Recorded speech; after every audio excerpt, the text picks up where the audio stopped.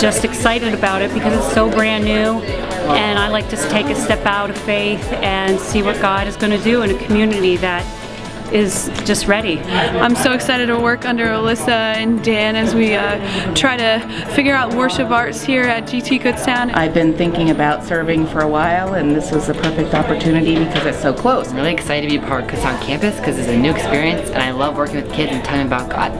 Hey, what's up GT Church? My name is DJ Soto and I'm the pastor of GT Kutztown, and you've heard us talk about it for a long time, and it's finally here. GT Kutztown Church is now a reality. We're in the middle of our practice services all throughout the month of February, and we kicked it off with training camp. And as you can see, our volunteers are setting up, they're training, they're learning about how to set up the whole experience here at the Kutztown Area Middle School. And we're so thankful for all the volunteers.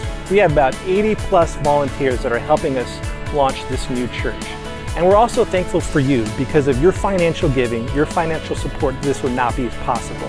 And so with your support, we've been able to take the good news of God's love to a new region. If you think about it, pray for us, encourage the volunteers, and learn more about what's going on at GT Kutztown at gtkutztown.com.